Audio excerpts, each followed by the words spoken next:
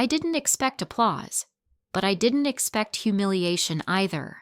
When I wore my mother's dress, the last thing she ever sewed before her hands gave out, I thought I was bringing her with me into a room that claimed to honor women. Instead, I watched them laugh. A charity gala, all pearls and power suits, mocking the poor girl in the vintage blue. That night, they didn't just insult my clothes. They stepped on my grief with heels sharpened by privilege. The Hadley Foundation Corporate Impact Gala was billed as a celebration of women breaking barriers. What it really was, a parade of self-congratulation dressed in rented velvet and empty promises. You know the type. $200 a plate dinners to raise awareness for women in the workforce, hosted by women who've never once been mistaken for the help. I was there as a program associate. Translation: I did the behind-the-scenes grunt work while others took credit. 6 months into a development track meant to funnel diverse female talent into leadership roles. I was already fluent in the real code: stay useful, stay silent, look expensive.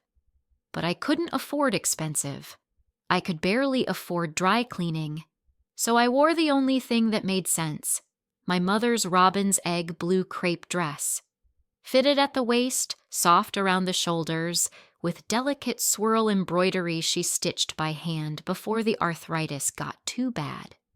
She wore it to her last real job interview. She didn't get the job, but she wore it like she had a right to be seen. I styled my hair in the way she used to, a loose chignon she taught me in our tiny kitchen using plastic clips and a butter knife for a mirror. I pinned her old brooch near the collar, a blue glass teardrop that caught light like stained glass. It wasn't high fashion, but it was real. It was mine. It was hers. I arrived 6 minutes early, just enough to be punctual without seeming overeager. The entrance to the event was lined with media banners and a branded photo wall where the higher-ups made their grand arrivals. I didn't plan to stop, but the photographer waved me forward anyway, probably mistaking me for someone important because I walked like my mother taught me to, like I belonged, even when I knew I didn't. And that's when Amanda Voss happened. She was head of events, a woman who wore her wealth like perfume, loud and unavoidable. She spotted me just as I stepped in front of the backdrop. "Oh, sweetie," she said with that syrupy condescension women like her save for moments like this. "Secondhand isn't the dress code." The pause after was long and full of teeth. Laughter followed, not from her, but from somewhere behind her. A phone lifted. A flash. Someone recording. Another flash. I froze. My first instinct wasn't to speak. It was to disappear. To pull the dress down further, to fold myself smaller, to vanish from the frame. Instead, I smiled the way you smile when your dignity is a paper-thin shield and you're hoping no one notices it cracking. Amanda turned away, already on to the next donor, her wine glass still perfectly tilted in her hand, like I'd never existed. Inside the ballroom, the lighting was soft, golden, designed to flatter, designed to make the right people glow. I took my place near the back, beside the other associates and junior staff, where we were told to stay visible, but not too central. We were there to represent the success of the Foundation's programs, not to be part of the actual celebration. I made it through the speeches, through the toasts, through the applause. I made it all the way to the end of the night before I saw the email. It came in at 10:16 p.m. while I stood outside waiting for my ride. Subject: follow-up on dress standards body. Rachel, please note that the Foundation maintains a formal attire standard for all public events. Your outfit at tonight's gala did not meet expected professional guidelines. As a result, your stipend benefits are temporarily suspended, pending a full review. No greeting, No context, no acknowledgement of the harassment, just a slap dressed in bureaucracy. I sat in the back of the rideshare with my hands in my lap, the hem of the dress between my fingers. I didn't cry. Not yet. I stared out the window while downtown blurred past, every light stinging. When I got home, I didn't even undress. I sat on the edge of the bed in the dress and brooch, still smelling faintly of someone else's champagne and my own sweat. I pulled out my phone. The video was already online. Someone had posted the clip under the caption, "When Charity Shames the Poor." It wasn't even the full video, just Amanda's voice, my stunned face, and the laughter. But it was enough. Enough to go local viral. Enough to hit a nerve. Comments rolled in, hundreds, then thousands. This is what empowerment looks like in heels, huh? Why does it always boil down to money with these people? This is what we reward with six-figure salaries, bullies in gowns. A few defended Amanda. Most didn't. But none of that made it easier to swallow. My shame had gone public. My mother's memory was now trending, and not for the reasons I ever wanted. One comment stood out. No username, no photo, just 7 words. You're not the one who should be ashamed. I didn't know it then, but that message would change everything. By morning, the video had crossed the threshold from unfortunate clip to local embarrassment. Not viral exactly, not national, not yet, but definitely hot enough to get uncomfortable. Comments surged. Shares climbed. A few local influencers stitched the video with commentary. One woman, a city council intern, said, "If this is how they treat women at an empowerment gala, imagine how they treat staff the other 364 days of the year." But none of that stopped the meeting. At 9:02 a.m., I walked into the Hadley Foundation's 10th floor conference room, the one with glass walls and frosted edges, like privacy was a suggestion, not a right. 3 people were already seated. 2 from HR, 1 from the gala committee. No Amanda. Of course not. She never showed up for the blood. "Rachel," one of the HR reps said, smiling the way you smile when you're about to fire someone, but don't want them to sue. "Thank you for coming. This is just a routine check-in about last night's media attention." I said nothing. The other HR rep cleared her throat. "Effective immediately, you'll be removed from the gala planning committee pending internal review. This isn't punitive. We're just trying to limit distractions." Limit distractions. I could still feel the blue crepe of the dress in my memory, soft and warm like a second skin. My mother's last gift, stripped of dignity by a woman who couldn't tell hand-stitching from mass production. I nodded once and left the room without another word. Back at my desk, the air felt wrong, like everyone knew. No one said anything, but the looks were enough. Curiosity wrapped in silence, guilt disguised as productivity. Amanda's office door remained closed all day. Her assistant brought her coffee and snacks like she was in mourning. Around 1 p.m., my phone buzzed. Amanda Voss. "Hey, saw the update. Hope you're okay. Maybe next time try something that matches our level. Just trying to help." Our level. I didn't respond. I just stared at the screen until the pink heart stopped blinking and went still. By 3 p.m., I left. I didn't sign out. I didn't explain. I just walked. Across the street. Down the block. My feet moving without asking permission. I ended up at Carol's. Not a shop. Not really a business.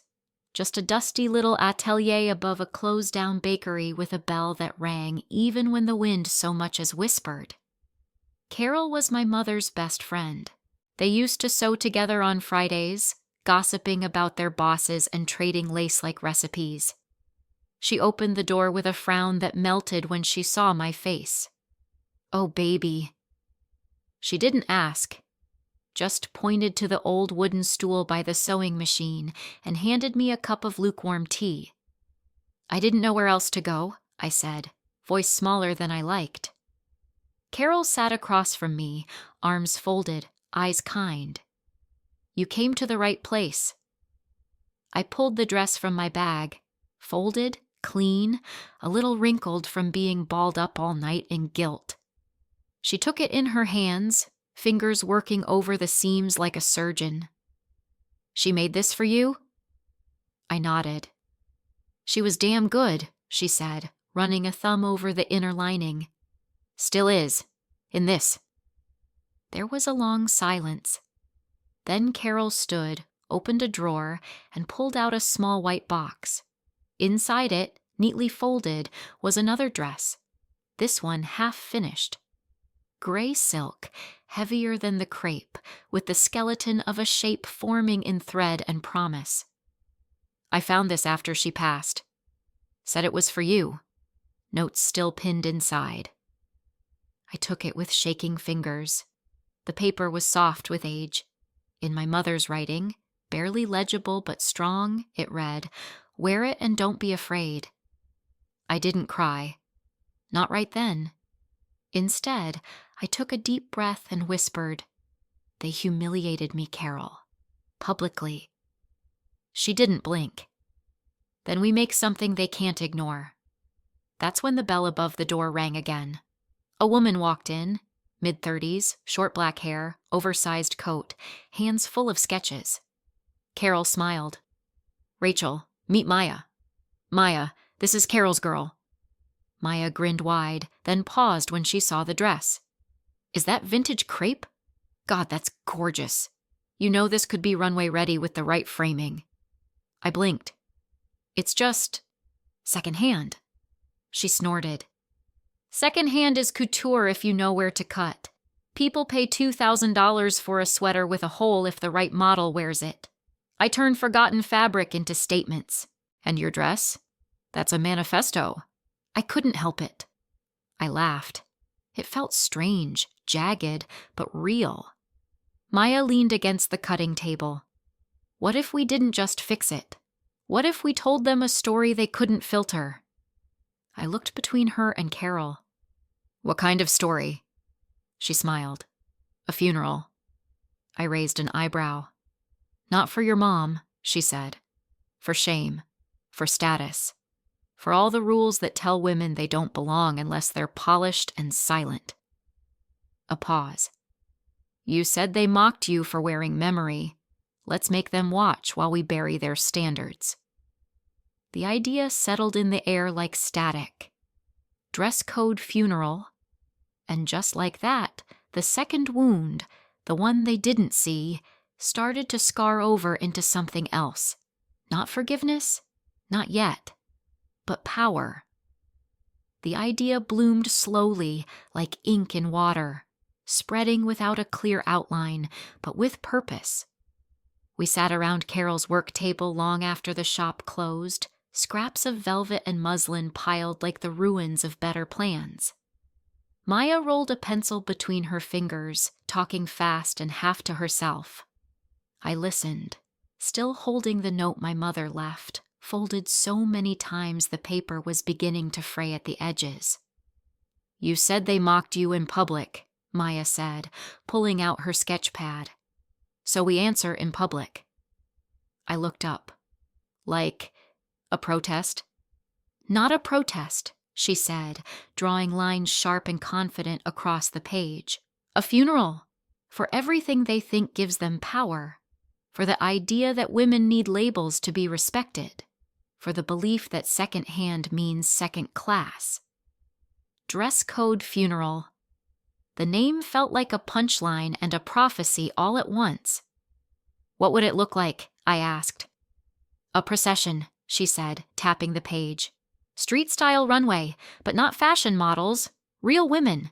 People who've been told their clothes made them unworthy. We walk through the city, show them what we actually carry.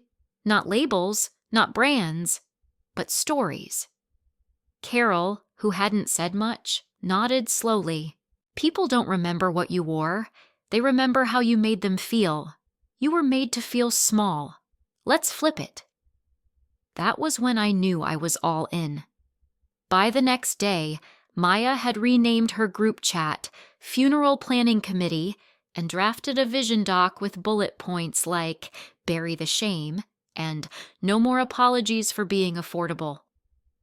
We decided on the date fast. The Hadley Foundation was hosting its annual elite donor dinner on the last Friday of the month, a black tie event meant to recognize high-level contributors and stakeholders. Amanda was in charge, of course, so we picked that night. Same block, same hour, same street, different story. "I want a hearse," Maya said on the third day, half joking. Carol looked up from her machine. "I know a guy." She wasn't kidding. Within a week, we had a vintage black hearse on loan from a retired funeral director named Lou. He was skeptical at first, but when I told him what it was for, he nodded once and said, "Sometimes things need burying twice. First in the ground, then in the system." We filled the coffin not with bones, but with brass plaques, engraved with words like dress code, brand only, our level, pulled from workplace handbooks, school rules, even corporate emails. Rules that sounded neutral but always ended up shaming the same people. Maya called them status weapons. "It's not just about clothes," she said. "It's about control. She tapped the dress now laid out on Carol's table. "This threatens them because it remembers something money can't buy." The models came next. Not models, women, people. We spread the word through community boards, art schools, worker unions, and old church circles. The calls poured in. A preschool teacher who'd been sent home for wearing thrift store jeans. A nurse reprimanded for wearing non-brand shoes. A black woman in IT who'd been told her head wrap wasn't professional. A bus driver. A seamstress. A woman who lost her job at a hotel front desk because she refused to bleach her hair. They didn't come for revenge. They came for a reckoning. Every one of them walked through the atelier door holding bags, photos, sometimes just the memory of the outfit that broke them. Maya and Carol worked like architects of dignity, not fixing clothes, but reimagining them. Old blazers became tailored gowns. Torn aprons became wraps of organza and pride. One woman brought the uniform she was fired in. We turned it into a cape. Each piece bore a story. On the inside of the garment, stitched in thread, the sentence they were told, the sentence that cut them down. "You're not on our level. This doesn't align with our brand image. You should dress like someone who wants to be taken seriously." We stitched them in gold. Meanwhile, Maya's artist friends designed posters. Big, bold letters, "My dress is not your ladder. We wear the weight of your rules. Secondhand, first class." Sean, a photojournalist Maya knew, offered to shoot the portraits. He came every night, no retouching, just light and shadow, before and afters of every woman who stepped into the atelier. He refused to publish one photo where the 62-year-old model had stumbled slightly.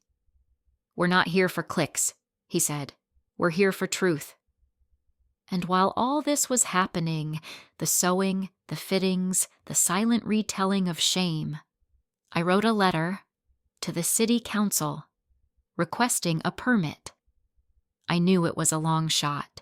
We were asking to close a street during peak evening hours. There would be noise, traffic reroutes, possible backlash from the Hadley Foundation. But Ruth Kim, a junior city official with an eye for fairness, called me back the next day.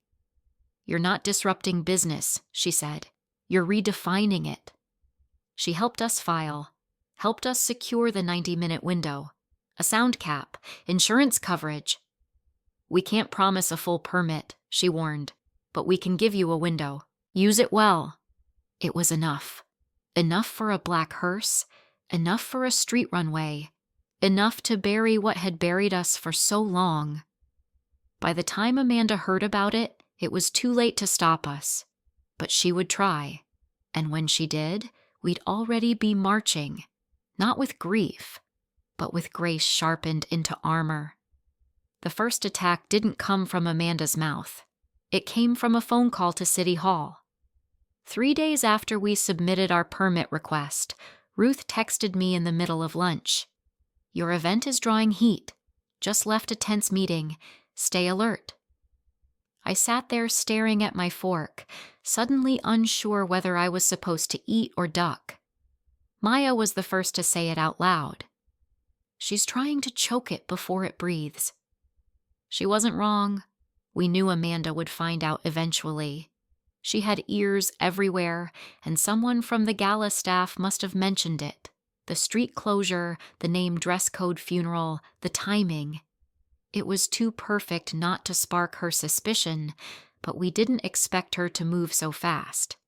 City Hall received a formal complaint. Not from Amanda directly, of course not, but from a lawyer representing the Hadley Foundation's event interests. The complaint used words like obstruction, noise disruption, and reputational damage. It argued that the proposed street activation would interfere with the foundation's capacity to host key donors and dignitaries.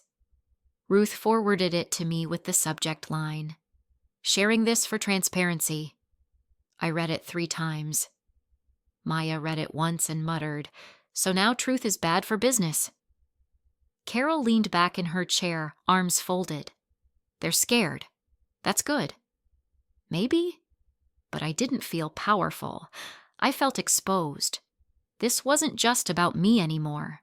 We had 50 women committed to walk, 10 seamstresses working around the clock, a city permit in review. If they shut us down, it wouldn't just be a loss. It would be a message. Stay quiet unless you're sanctioned. We needed light. Real light. So I called Sean. "You want me to pitch it to the paper?" he asked. His voice was rougher than usual, not cold, but cautious. "I want the truth out," I said. "Not a PR spin, just why this matters, what this really is." He was quiet for a moment. "You know they'll come for you harder once this is public, right? I'm used to that." "No," he said gently. "I don't think you are. Not like this. But I'll write it. No sponsors, no clickbait, just story." He published it 3 days later. Headline: "A funeral for shame. Local women reclaim the street with fashion and memory." It was a clean, brutal piece of truth. He opened with the dress, the gala, the mockery, but he went deeper, into the language of exclusion, the coded cruelty of professional standards, and the women who'd been made small by a system that measured worth by wardrobe. Photos of the atelier filled the digital spread, one woman adjusting a collar, another posing with arms wide in a jacket made from a hotel uniform, the inside of a blazer stitched with the words, "You don't look leadership enough." By noon, the article had 40,000 views. Amanda called City Hall again. This time she wasn't hiding behind lawyers. Ruth told me later what she said. "This will disrupt our event. They're staging a political protest. It's hostile to business interests." Ruth didn't argue. She didn't promise. But she didn't cave either. "We're evaluating the full context," she told her. "You'll receive an update by Friday." That update came in the form of a provisional permit, 90 minutes. 1 block, sound levels capped, portable staging allowed, crowd not to exceed 300 people without additional clearance, liability insurance required. We had our window. We sprinted through it. Maya went into overdrive, reworking the show for tight timing. Carol coordinated with Lou, the hearse driver. Sean planned a live stream with a school media team. We secured sound permits through a jazz teacher whose students volunteered to play. We didn't have money. We had people. People who were tired of being told they needed money to matter. Still, the pressure mounted. Mrs. Hadley, yes, that Hadley, summoned me to a casual discussion in her office, one floor below the executive wing. She greeted me like I was a distant relative who had overstepped. "I hear you're organizing something," she said, stirring her coffee with a tiny gold spoon. "It's not against anyone," I said. "It's for all the women who've been made to feel lesser." "Very noble," she said, not smiling. "But the foundation supports hundreds of programs, including several in your own neighborhood. These things are delicate." I knew what she was doing. A warning dressed like concern. "If you go forward with this," she said, "we may have to revisit our allocations. Boards don't respond well to bad optics." I kept my voice calm. "Our neighborhood is made of people, not plaques." She blinked. Once. Twice. "Of course," she said finally. "Well, do take care, Rachel." When I left her office, my hands were shaking, but not from fear, from clarity. They were worried about optics? Let them see what they tried to erase. That night we ran dress rehearsals in the closed street behind Carol's shop. One of the models, a soft-spoken grandmother named Noor, stepped onto the makeshift runway in a refitted postal worker's coat, the hem dyed deep burgundy, gold thread tracing the names of her 3 daughters inside the sleeves. When she reached the end of the walk, she looked up and said, "I was told no one would marry a woman who wore men's work boots, but I built a home in them." We clapped, not loud, not wild, just steady, because we were not there for applause. We were there to bury something, and we were nearly ready to begin. It started with 5 women, then it became 15, then 47. By the end of the second week, over 100 women had filled out the form Maya created. Not influencers, not models, teachers, cashiers, a janitor from the courthouse who'd been mocked for wearing orthopedic shoes, a newly single mom who'd worn the same blazer to every interview because it was all she had, a software engineer who was told, "You dress too quiet to lead a team." They didn't come for attention. They came because they were tired. Tired of looking at their reflection and wondering if they'd be enough.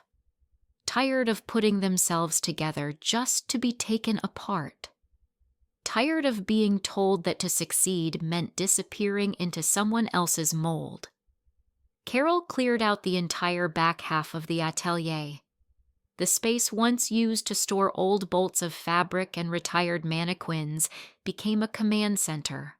Sewing machines humming late into the night, sketches taped to walls, half-finished pieces draped over chairs like sleeping ghosts.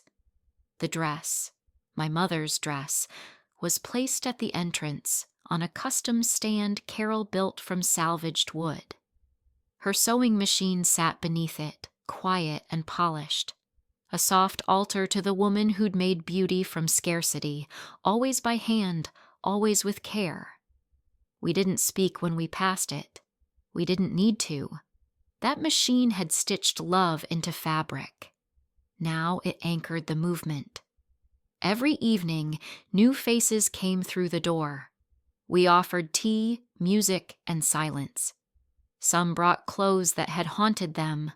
The blouses they were fired in, the pants they were told were too tight for the office, a skirt someone had once laughed at in an elevator.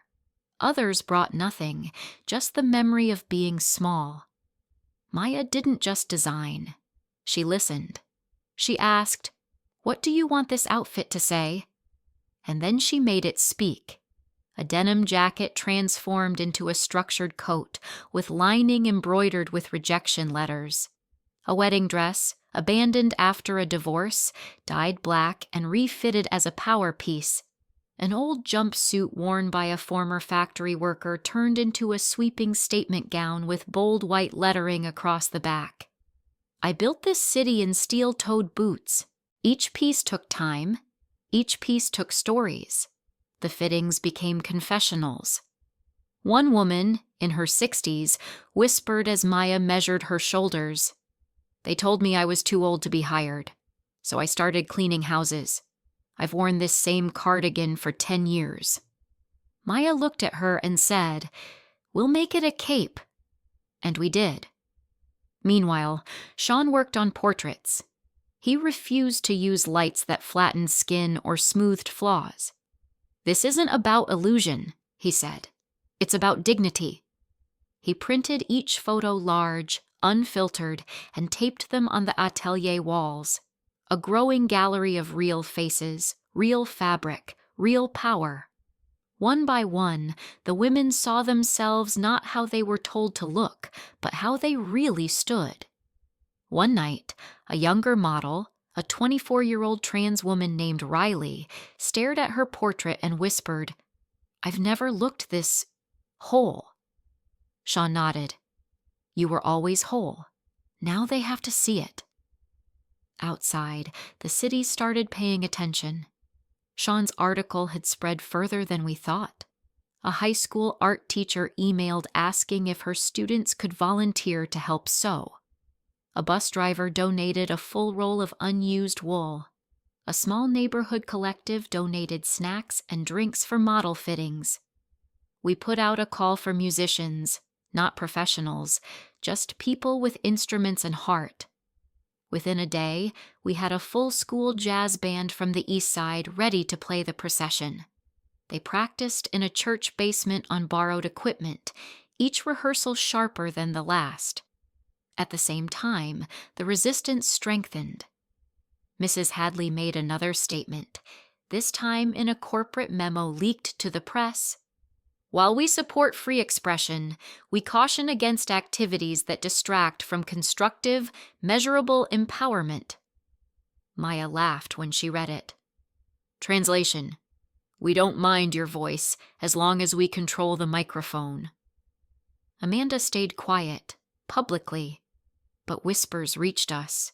She'd tried to get Lou, the hearse driver, to back out by offering him a private donation to a cause of his choice. He declined and showed us the check she wrote. Carol framed it.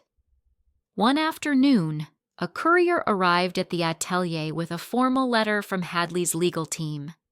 A reminder that the Hadley name is trademarked and any unauthorized use will be subject to litigation.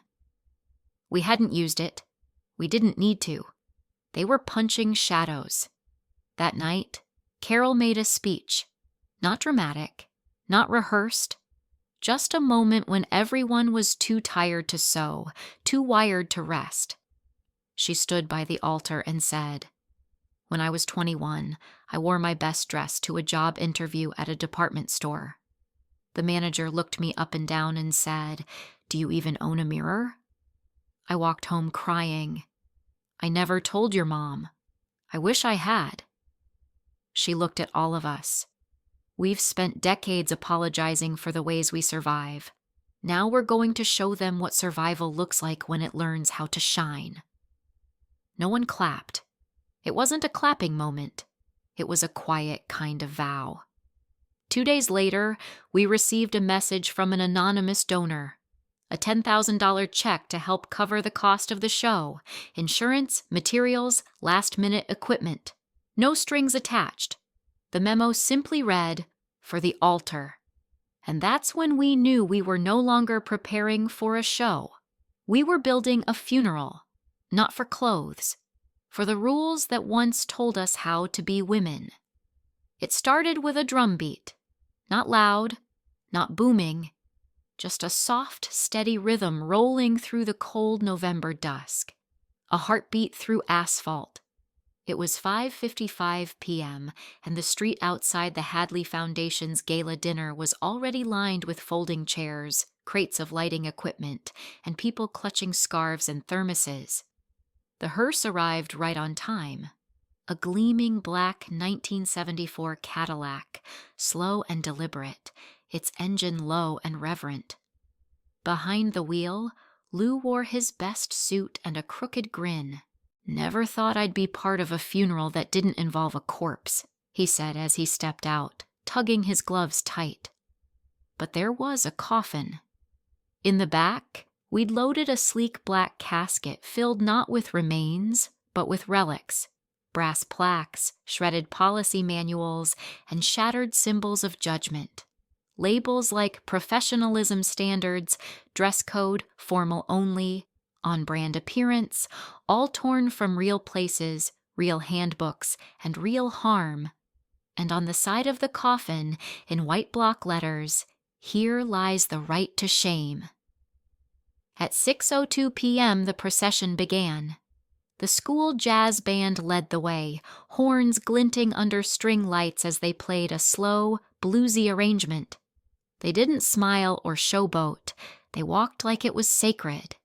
And it was. Behind them, the hearse rolled forward. Then came the models, 54 of them in total, walking 2 by 2 down the freshly swept street. No catwalk, no heels, just people walking like their lives had something to say. Onlookers started filming the moment they saw the first outfit. A retired midwife in a reconstructed nursing gown, hemmed with silk and appliques made from appointment slips and baby blankets. A sanitation worker in a transformed reflective vest, now overlaid with gold leaf and stitched with her children's initials. A refugee woman in a full-length coat made from dozens of prayer scarves donated by her old community center. Each step was a statement. Each body, a refusal to shrink. Maya stood just behind the coffin, dressed in a layered creation of upcycled tulle, denim, and velvet. Her piece moved like wind, beautiful, erratic, untamed. At the halfway point, the models paused as planned. From baskets lining the sidewalk, they began handing out slips of paper, one to each guest, each viewer, each passerby. On one side, a quote from someone who'd been shamed for their clothes. On the other, the words, "Your voice belongs here too." Some people took them with confusion. Others read them slowly, as if deciphering a language they'd once known but forgotten. A few cried. At 6:15 p.m., the host, a volunteer actor from the community theater, stepped onto a makeshift platform. No microphone, just a strong, even voice. "We're here tonight to bury something we didn't break. The judgment passed down in clothing racks and dress codes, the shame disguised as policy, the belief that only certain fabric is worthy of dignity." A hush settled. Then, one by one, 5 women stepped forward, each holding a different object. The first held a shoe, scuffed and split, and said, "They told me I couldn't speak at the conference because my heels were worn." The second held a plastic name badge. "They asked me to sit in the back row, even though I was the guest speaker." The third, a necktie. "They said it wasn't feminine enough." The fourth, a baby's sock. "They told me I shouldn't bring my child to work events. I didn't. He was just in my bag." The fifth, a piece of blue fabric. "My mother's dress. They said it wasn't our level." Each one placed her object inside the coffin. Each one walked away without bowing her head. The jazz band shifted their tune, a soft swing now, uplifting but not celebratory. More like release. Then the host turned to the audience and said, "Today we bury the right to shame women for their clothes. May it never rise again." The models formed a circle around the coffin. In unison, they lowered their heads for a moment of silence. Phones were still out, but no one was talking. The air held its breath. Projected against the wall behind the hearse, a massive white screen lit up with a single line in stark black font. "My dress is not your ladder." Beneath it, photographs flickered, Sean's portraits, each woman framed in soft light. No edits, just truth. A woman in a second-hand suit, a teenager in a patched jacket, a seamstress in a dress her sister had worn to graduation. The photos played in silence, and the silence held. That's when the doors of the Hadley Gala opened. People spilled out, not all of them, but enough to notice. Gold gowns and tuxedos drifting into the street. A few puzzled, a few intrigued, a few looked nervous, like they knew they were about to be outdone by something they couldn't control. Amanda appeared near the back, clutching her clutch like a weapon. She whispered something to the security team and pointed at the hearse, but the officer on duty simply checked his clipboard, nodded once, and walked away. Ruth had made sure the permit was airtight. Amanda stepped forward, preparing to interrupt, but the host raised a hand. "We will not shout over anyone. We won't mock. We won't insult." And the crowd obeyed. They didn't boo. They didn't cheer. They just stood, letting silence do what shouting never could. Amanda tried to speak again, but her voice caught in the wind and never reached the crowd. People turned away from her, toward the models, toward the screen, toward the truth. That night, dignity weighed more than diamonds. At 6:57 p.m., the show ended. No curtain call, no encore. Just the models bowing their heads one last time, then walking off in calm procession, leaving the coffin at the center of the street. Sean turned off the projector. Carol dimmed the lights. And the sound that followed wasn't applause. It was breath, like a city finally exhaling what it had been holding far too long. It was the final model who changed everything. Her name was Estelle, 71, widow, former seamstress, and Carol's oldest friend. She walked slowly, but every step carried weight. Her outfit was the reworked version of my mother's dress, the same robin's egg blue crepe, now overlaid with subtle black piping, the hem lengthened into a graceful sweep. On her shoulder, a sheer panel revealed the original hand stitching, a living reminder of the dress that started it all. As she stepped into the streetlight, the jazz band fell quiet. No music, no narration, just Estelle walking toward the coffin, a single white flower in her hand. She placed it gently on the lid and whispered, loud enough for the mic to catch, "For every woman who ever felt invisible." That was the moment the dinner crowd stopped pretending not to care. Guests from the Hadley Gala, some still holding half-finished cocktails and name-tag lanyards, began drifting closer. The curtain of indifference broke. Phones lifted. Whispers turned into attention. Even some of Amanda's colleagues, and I use that word lightly, stepped past her and into the heart of the audience. They weren't just watching. They were moved. I stood near the edge, heart hammering. Maya came up beside me, whispering, Look at the suits. They're not walking away." She was right. The division between them and us was dissolving. This wasn't about opposition anymore. This was exposure. A spotlight on values that couldn't be hidden behind money. That's when I stepped forward. I hadn't planned to speak.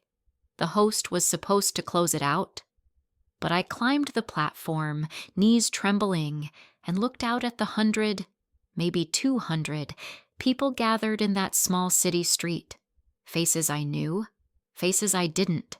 Some weeping, some stunned, some just waiting. I wasn't going to say anything, I began, voice cracking, but then again, I wasn't supposed to wear that dress either. A few people laughed, gently, encouragingly. I swallowed. This dress belonged to my mother. She made it before her hands stopped working. I wore it to the gala because it was the only thing I had that made me feel like I belonged. A pause. Instead, I got laughed at. I got filmed. I got punished. Silence. But tonight, this isn't about punishment. It's about power. The kind of power that doesn't come from price tags. It comes from surviving, from showing up anyway, from refusing to hide. I held up a card. the same kind we'd handed out earlier. And we're not just burying the old rules. We're building something new. That's when the screen behind me lit up again, revealing a slide Maya had made earlier that day. White background. Bold black text, the Carol Ward Scholarship. I let the words hang there. A fund for women re-entering the workforce. Micro grants for equipment, paid training, free childcare during courses, stipends for clothes, not suits, but what they feel strong in. Applause. Real, rising applause. Because we don't need more charity, I said, louder now. We need access. We need options. We need each other. Sean, who'd set up a live stream, flipped his phone toward me. Say the goal, he mouthed. I nodded. We're raising $100,000, starting tonight. That's when the open auction began. It was spontaneous, but not chaotic. One of the first donations came from a woman who stepped forward, still in her evening gown. I'm a vice president at a local bank, she said, removing a brooch. This was my grandmother's. Sell it. She'd be proud. Another man, older, in a sleek black suit, tapped the mic. My sister taught herself tailoring after our father left. She dressed me for every interview. I'm in for $5,000. The jazz band started playing again softly this time. It felt like celebration, not ego, but community. Sean's stream caught comments as they rolled in. Donating $50 for every time I was told to wear heels.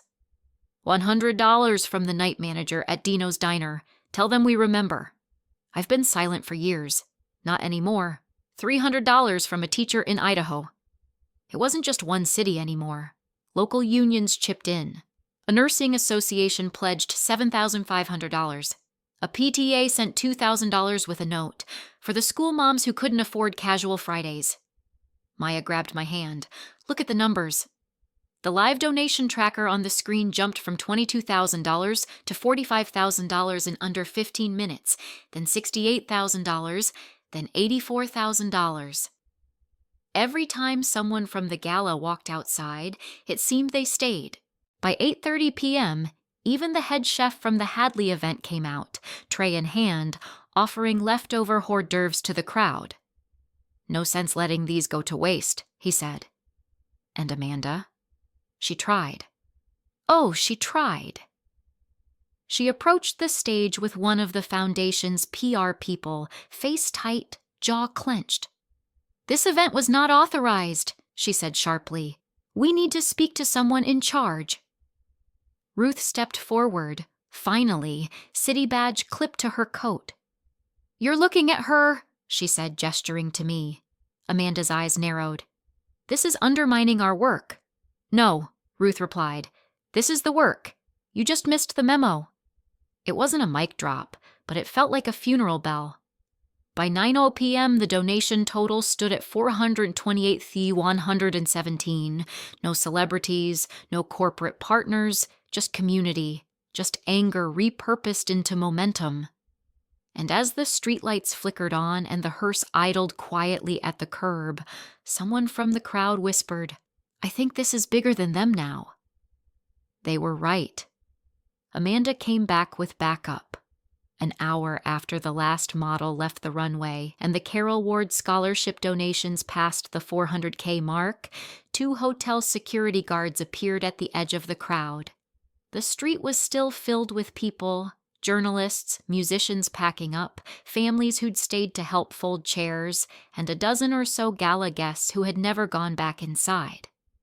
Amanda marched up with the full posture of someone used to being obeyed.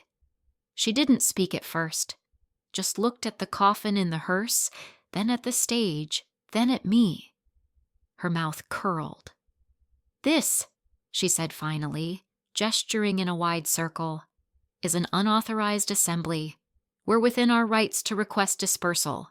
You're on hotel property. The street wasn't hotel property. We had the permit. But it didn't stop her. She turned to the guards. Shut it down. Ruth Kim, thank God, was already moving before the guards took a step. She stepped forward with a calm that could freeze fire, holding up the laminated permit and the insurance certificate like she was presenting holy texts. "You'll find everything in order," she said, not blinking. "City clearance, time-stamped, event registered under Civic Creative Arts Initiative." One of the guards glanced at Amanda, then at Ruth, backed off. Amanda's face darkened. "This is obstructing our donors." "No one is stopping your donors," Ruth replied. "They walked out willingly. They're being manipulated, misled. There's no structure here, no accountability." Ruth pointed toward the massive QR code projected onto the wall. "The funds are routed through a verified city grant account. Tax deductible, fully transparent. But I'd be happy to show the press our records if that's your concern." Amanda opened her mouth again, then saw the phones. Not just one, dozens. She was being live-streamed. She was on camera, arguing about donations being redirected from the Hadley Foundation, not to a rival charity, but to a scholarship bearing the name of a seamstress. The optics were burning a hole through her reputation in real time. She pivoted toward the stage, where Maya stood helping a model out of a velvet blazer stitched from old choir robes. "You're violating brand alignment," Amanda snapped. "This is off message." Maya looked up slowly. "Oh, honey," she said, not smiling. "This is the message. You just weren't listening." The crowd didn't cheer. It was better than that. They went quiet. Silent in that heavy, loaded way that means you've already lost. Amanda turned to me then, the full fury in her eyes, but she couldn't speak it. Not with half the city watching, not with donors standing beside us, holding empty wine glasses from her event, listening to the women she'd once ignored. So she walked away. But the story didn't end there. Phones pinged, DMs lit up. Emails flooded into the foundation within the hour. One by one, major donors announced they were reevaluating their contributions. A prominent tech executive posted a screenshot of his $15,000 donation to the Carol Ward Scholarship on Instagram with the caption, "Supporting the community that's doing the real work. Until further notice, this is where our gifts go." Another donor, a bookstore owner whose business had hosted Hadley events for years, tweeted, "We've withdrawn our annual pledge to the foundation, redirecting to the women who showed us what dignity looks like." Even the local food bank, a Hadley partner, issued a statement. "We support initiatives that uplift, not diminish. The Carol Ward Scholarship reflects the values we believe in." By noon the next day, it was undeniable. The foundation board called an emergency meeting. Amanda was stripped of her event authority, reassigned to a non-public, execution-only operations role. In practice, spreadsheets and silence. She was also required to complete mandatory DEI training and issue a public apology. Her statement came 2 days later, carefully worded, soulless, approved by legal. "I regret that my words and actions at the gala contributed to a situation that undermined our goals of empowerment and inclusion." No names, no direct admission, no soul. But it didn't matter. The tide had already turned. The foundation, in damage control mode, shifted 30% of its quarterly discretionary fund, nearly $125,000, into the Carol Ward Scholarship to match the extraordinary generosity of our city. I didn't ask for it. They did it to survive. It wasn't integrity. It was PR. But we took the money, because women would benefit, no matter the motive. Other changes followed fast. A new internal policy banned commentary on clothing origin or price in all foundation offices and events. Violators would face formal discipline. A wardrobe exchange program launched the following week. anyone could donate or borrow professional attire, no questions asked. A permanent formal wear library opened near the main office, stocked by local boutiques and donors. And me? They sent an apology. A real one this time. Signed by Mrs. Hadley herself. I didn't return to the foundation, but I was offered a seat on the advisory board of the Carol Ward Scholarship, now officially hosted through Ruth Civic Center. I said yes, because my mother deserved permanence, and so did every woman who'd ever been told her worth depended on what she wore. But the mockery video, that story came full circle. The original sponsor who had bankrolled Amanda's gala project saw the live stream footage. Her shouting, the silence, the coffin, the women, the shift in donations. Within a week, they froze all funding tied to Amanda's programs, pending an independent review of organizational culture and event standards. The ripple became a wave, and the foundation, for the first time in its polished, plaque-filled history, announced the creation of an oversight committee made up of community leaders. Half the seats were filled by women from the runway, ordinary women, formerly invisible, now impossible to ignore. We buried the shame on a Sunday. No lights, no cameras, no runway, just a quiet procession of women, the same ones who had marched weeks earlier in reimagined blazers and hand-stitched defiance, returning now with one final act of closure. We met at dawn, the city still sleepy, coffee shops just unlocking their doors, delivery vans humming like slow breaths. The coffin, yes, the same one, waited in the center of the block we had transformed. This time, it was lighter. We'd removed the brass plaques and policies. In their place, folded garments, the discarded clothes women once felt ashamed to wear. A blouse with a cigarette burn, a pair of scuffed shoes, a suit jacket 2 sizes too small from years of pretending to fit in. Carol stood at the head, holding a small white cloth.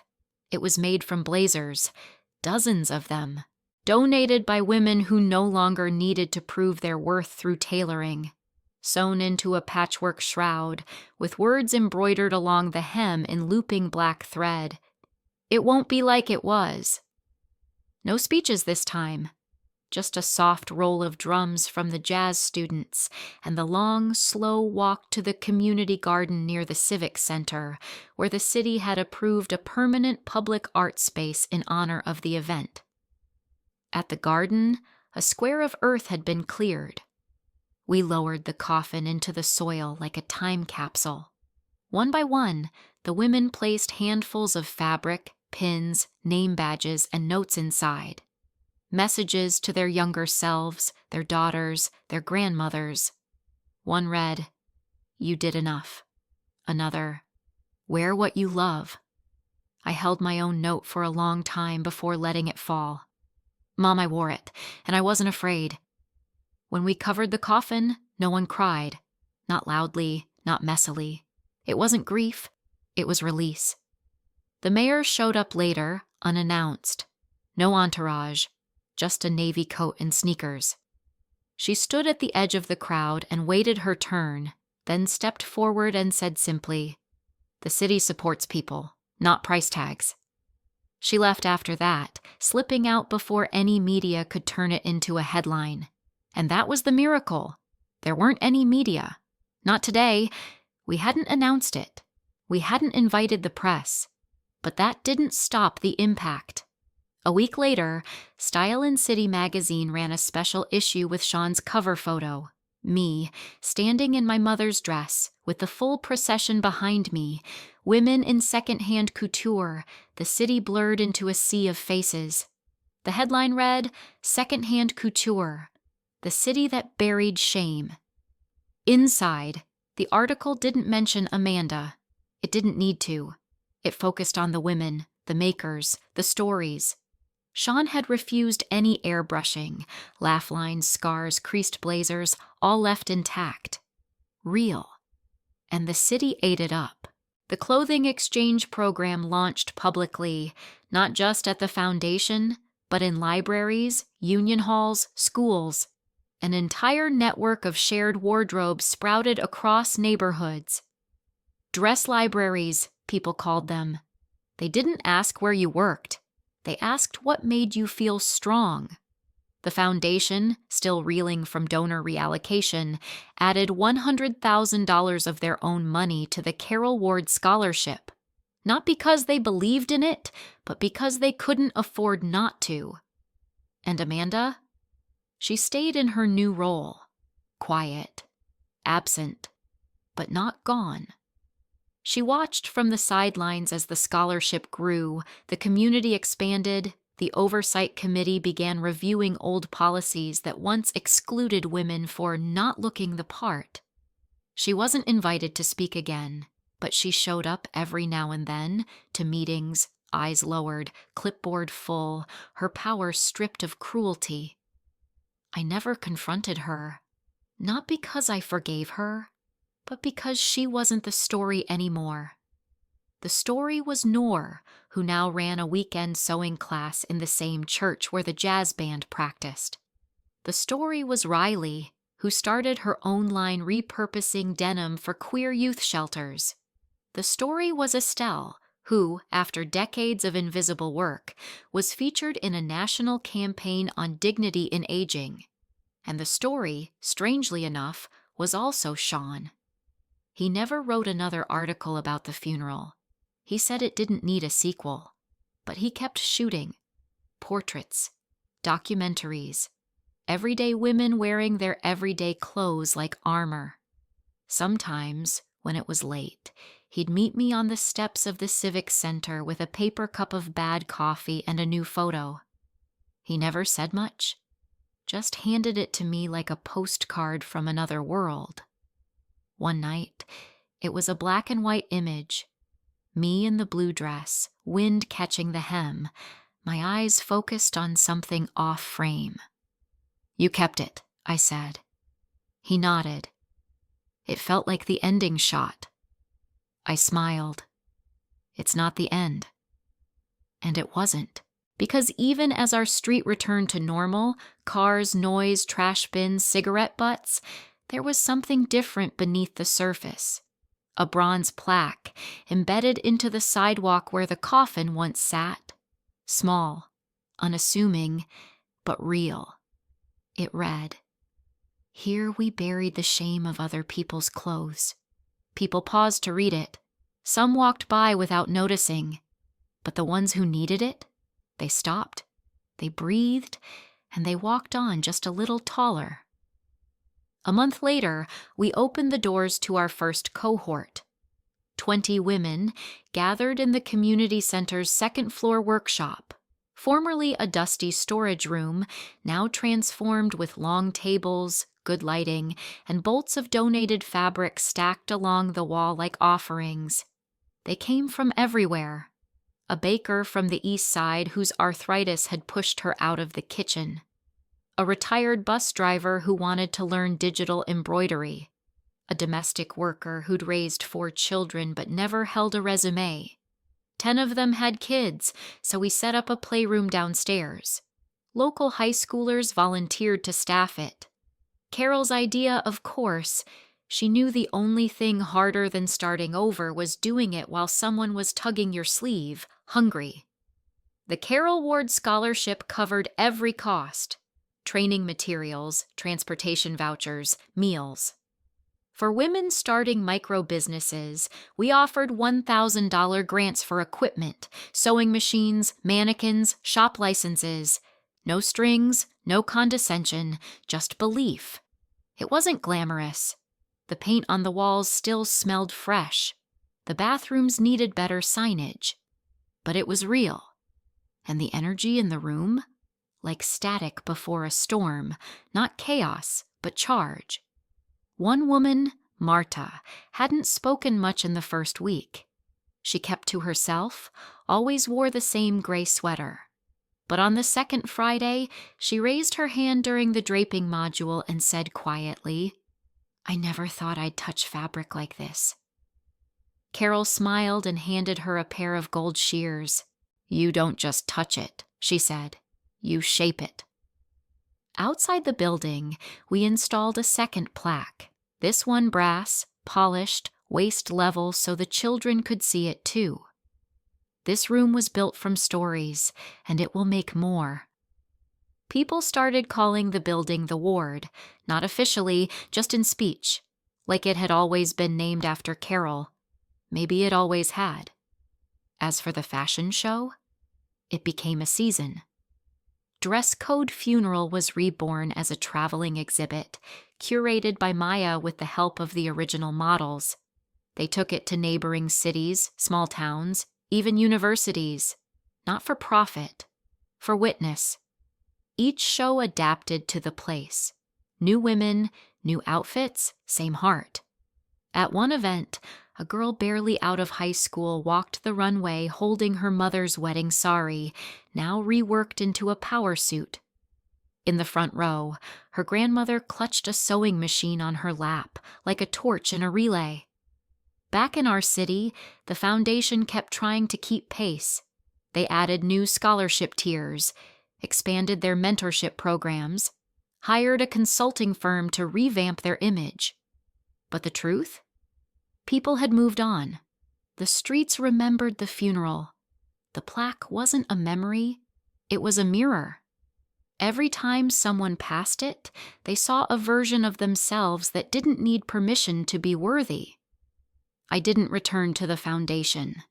They sent invitations, carefully worded, neutral, asking me to speak, to consult, to inspire. I declined them all. I didn't need a podium. I had the ward. I had the scholarship board.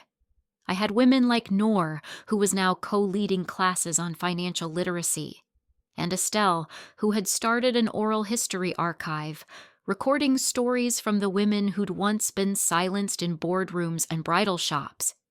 Even Amanda, I heard, had signed up for one of the corporate workshops.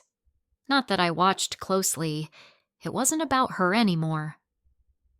One afternoon, Sean and I sat on the civic steps drinking coffee. The wind had turned sharp, early signs of winter curling around our scarves. He pulled something from his bag, another photo. This one was different. It wasn't me in the dress. It was a wide-angle shot of the final night. The hearse in the background, women walking away, the screen still glowing faintly with the words, "My dress is not your ladder." The composition was perfect, but what made it unforgettable was the girl in the bottom left corner.